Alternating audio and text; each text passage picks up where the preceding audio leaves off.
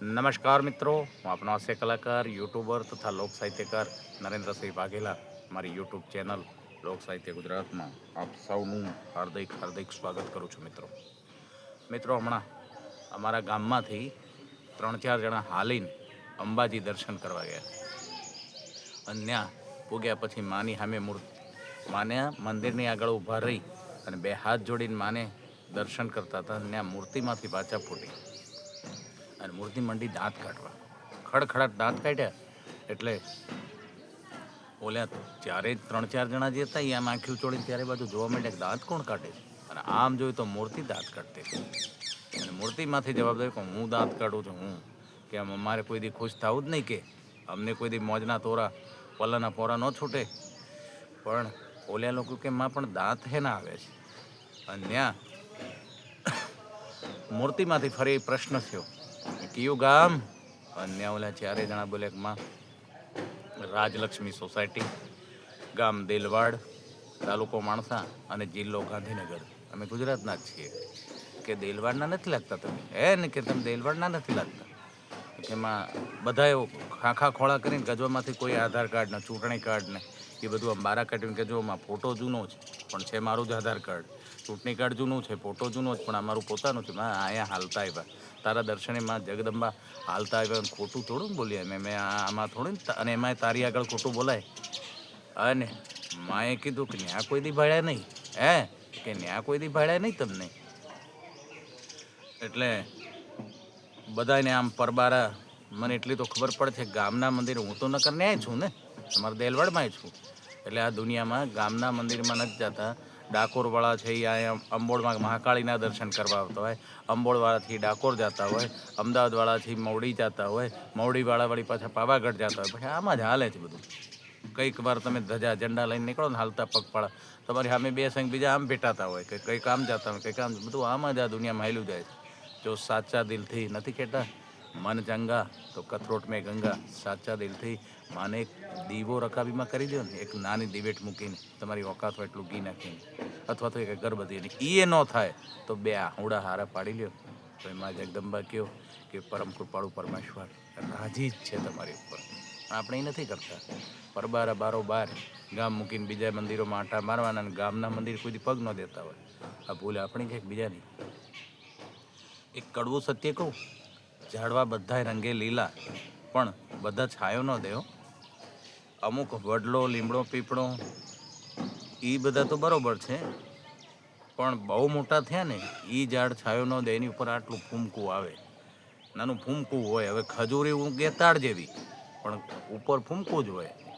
પછી રસ્તા ઉપર એ છાયો ન દે, રસ્તે વાવી હોય અને છાયો એનો ચોથા ખેતરમાં પડતો હોય. છાયો ચોથા ખેતર, તમારે હું ન્યા હાલવા જાઉં ચોથા ખેતરમાં? એટલે આવું જ છે દુનિયામાં. એમ માણસ પણ કુટુંબમાં ઘણા આવા હોય કે આપણા આંગણે ઊભા હોય ને છાયો ચોથા આંગણાને દેતા હોય, ચોથા ફળિયાનો છાયો જતો હોય. પણ ભાઈ જે વાહે છે, તારો છે, તારી પાસે આવ્યો છે અથવા કુટુંબ પરિવારનો છે, એને સહકાર પહેલાં દે ને. પહેલાં એને સહકાર દે. કોક દી એ પહેલો કામ આવશે.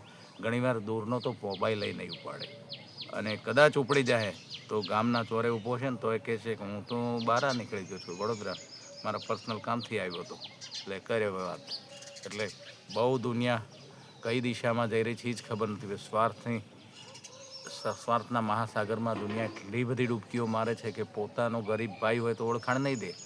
કારખાના ફેક્ટરીમાં મજૂરી કરતો સગો ભાઈ હશે જ નહીં કે. અને કોઈ મોટી હસ્તી હોય, શંકરસિંહ વાઘેલા, તો એ મારા ભાઈ થાય. હવે તારે નાતે નેડો નહીં. કોઈ કહેશે ભાઈ અત્યારે ભૂપેન્દ્રભાઈ પટેલ મુખ્યમંત્રી, હા તો એ મારા કાકાના દીકરા થાય.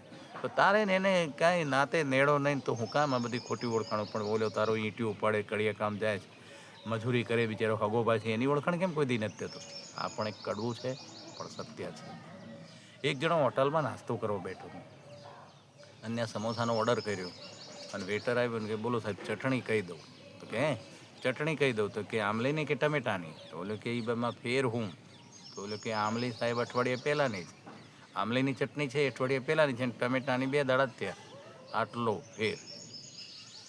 હવે એક ભાઈ એની પત્નીની કે મેચને કારણે આજે મારી નોકરી હાળી ગઈ, મેચને કારણે આજે મારી નોકરી જતી રહી.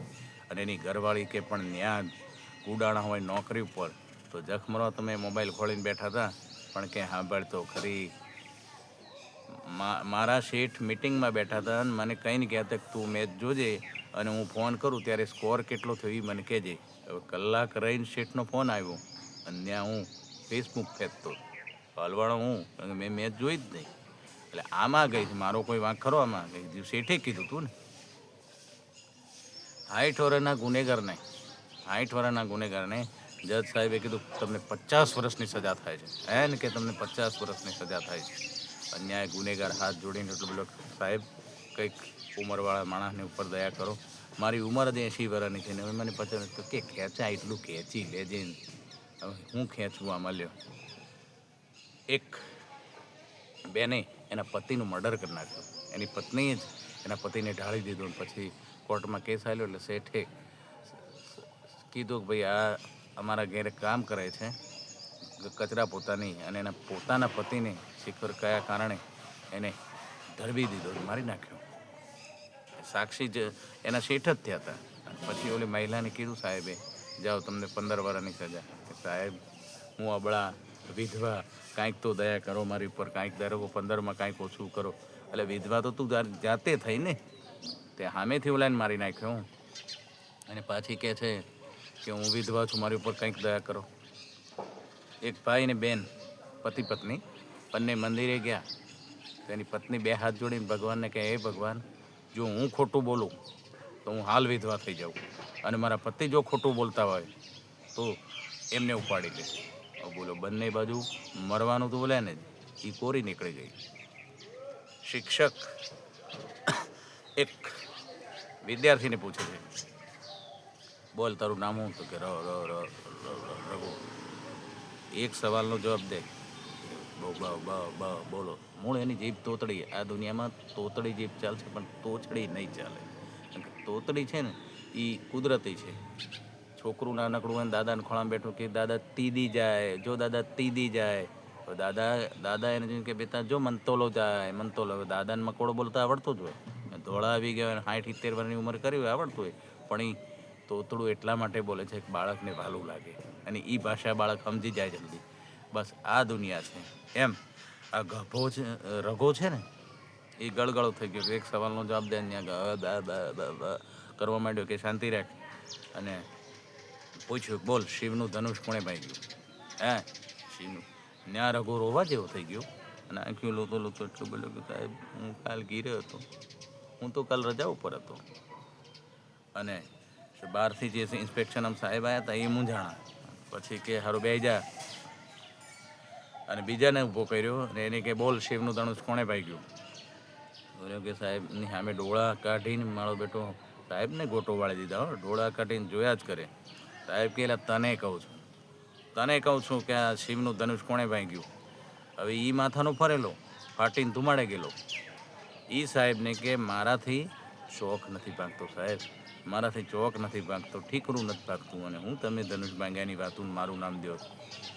ત્યાં ગાંધીનગરથી આવેલા સાહેબ ગરમ થયા અને શિક્ષકને બોલાવ્યા કે શું ગગલાઓ, તમને શું ગગલાઓ મારે? તમને શરમ નથી? શું ભણાવો છો આ છોકરાઓને?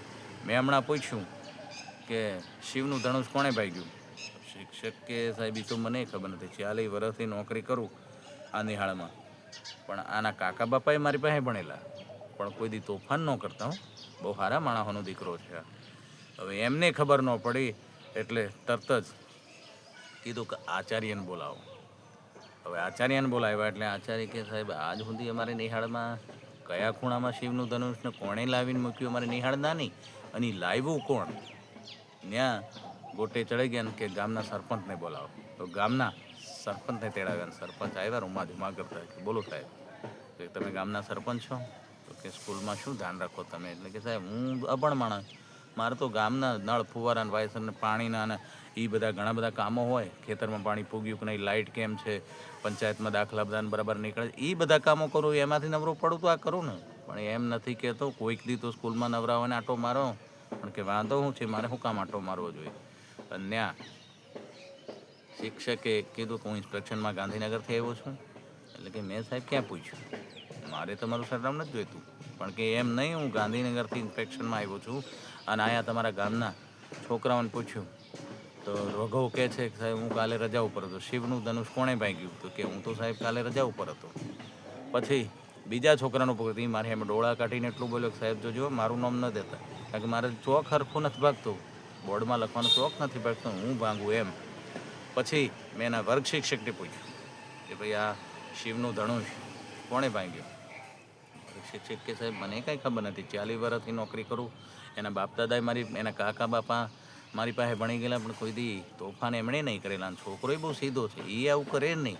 પછી આચાર્યને પૂછ્યું તો આચાર્ય એમ કહે છે કે સાહેબ અમારી નિહાળ નાની, અમારું ગામ નાનું, રોડ રસ્તાના ઠેકાણા નહીં, અને શિવનું ધનુષ મેં કોઈ દી ખૂણામાં પાડ્યું નહીં, લાવીને મૂક્યું કોણે અમારી સ્કૂલમાં? બોલો, આ બધાય આવું કહે છે. અને આ સરપંચ એટલું બોલ્યા, સાહેબ ઓળાવો, આખા ગામને જણાવવાની જરૂર નથી. ખિસ્સામાંથી એમ બંડીમાંથી હાથ ઘાલીને 10,000નું બંડલ લઈને ધીમે રહીને ઇન્સ્પેક્શનવાળા સાહેબના હાથમાં મૂક્યું ને કે સાહેબ પતાવોને જે હોય હવે, મારા ગામની આબરૂ કામ કાઢો, અમારા ગામની આબરૂ ન કાઢો, અને જે છે એ પતાવી દો સાહેબ, આપણે 2 જ જણે, હું બીજા કોઈને નહીં કહું. બોલો, આખો ગાણવોદા જેવો હોય ત્યાં ફરિયાદ કોની કરો? એક પોલીસવાળાનો છોકરો એ ફેલ થયો 10મામાં, અને એનો બાપ ખીજાણો. એક તો કંટાળીને આવ્યો હોય નોકરીથી નાઇટ કરીને, અને હવારમાં એનું રિઝલ્ટ માગ્યું જોયું તો ફેલ થયેલું. એટલે કે સાલા આજથી તારે સાયકલ ફેરવવાની બંધ, બાઇકની ચાવીને અડવાનું નહીં, ગાડીને કોઈ દી હાથ ના લગાવતો, અને તારે બિલકુલ બહાર નથી જવાનું. અને તું આગો પાછો થયો કે પડોશમાં બેસવા ગયો, આખું વર્ષ ફરી રિપીટ કરવાનું છે 10મું ધોરણ, પણ સારા ટકા આવતા વર્ષે આવીને પાસ કરવું છે, એટલે ક્યાંય આગા પાછા તારે થવાનું થતું નથી. છોકરો હોશિયાર, ધીમે રહીને ગજોમાંથી હોવાની નોટ એની માએ 2 દી પહેલાં વાપરવા દીધી, કાઢીને કે લ્યો ને બાપા હવે પતાવવાનું કોઈ ભાવે નહીં એમ શાંતિથી. અને ઓલ્યા પોલીસવાળાએ હોની નોટ લઈ લીધી, અને એની ઘરવાળી ભારે ગઈ કે બસ ઘરના નો બાઈકી મૂક્યા, ઘરના ન છોડ્યા ને, એનાય લઈ લીધા 100 રૂપિયા. તમને શરમ નથી આવતી? બહારના તો લાંચ લૂંચમાં લ્યો છો, પણ આ પોતાનો દીકરો છે એનાય 100 રૂપિયા લઈ લીધા. આ પોલીસવાળાની મૂળ નીતિ એવી નહોતી. એણે એક દો ગાંડી મેં એટલા માટે લઈ લીધા છે કે ખોટા રસ્તે વાપરે નહીં, અને મોજ શોખ ન કરે, બહાર રખડવા ના જાય. એ 100 રૂપિયા એના ગલ્લામાં નાખી દેજે, એની બચતમાં મૂકી દેજે. મેં કંઈ લાંચ નથી લીધી એની પાસે.